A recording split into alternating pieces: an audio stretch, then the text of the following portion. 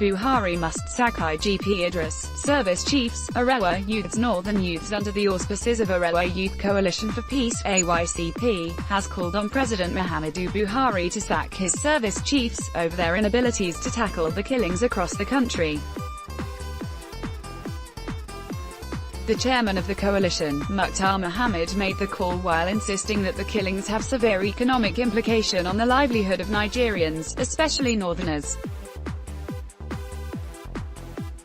Speaking in Kaduna, Mohammed issued a 12-week ultimatum to Buhari to end all killings or he will face mass protest from the youths. He noted that the security of lives and property was the primary responsibility of every government, saying, "Any government that cannot fulfill this fundamental constitutional obligation has no moral claim to political power, not to talk of seeking to remain therein." According to Mohammed, for us as an NGO, one of our cardinal responsibilities is to promote peaceful coexistence in the region. Fellow Nigerians, this press conference has become absolutely incumbent upon us as patriots of our great country in view of the wanton killings in Nigeria, particularly the northern region. Suffice it to say that parts of Zamfara, Benue, Kaduna, Taraba, Nasarawa and recently Plateau have now become a large killing field, making lives in these places to be nasty, brutish and short.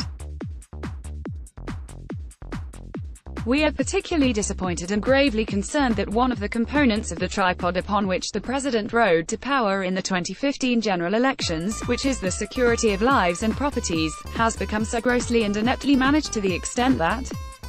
killer herdsmen, bandits and bloodthirsty invaders could go on a killing spree in northern Nigeria, killing helpless Nigerians in the aforementioned states with sophisticated weapons in broad daylight for more than 6 hours without response from any of the security agencies in the country. We know that there are remote causes to these killings in the region, but we also know that the primary role of government at all levels is the security of lives and properties of all its citizenry as enshrined in Section 14, 2b, of the 1999 Constitution as amended.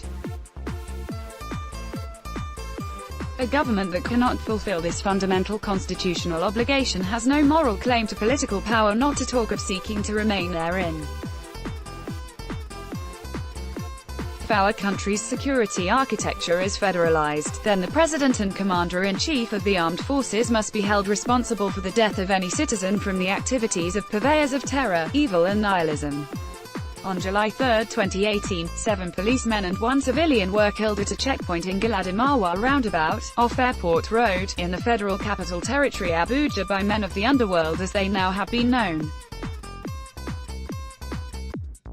We not only find these killings discomforting, but we are also upbeat by the fact that the Nigeria police under this IGP that has very little regard for the President of the National Assembly have not told Nigerians in clear terms who these killers are, but have found it convenient to dispatch 30,000 police personnel to Ekiti State for the elections billed for Saturday 14 July 2018.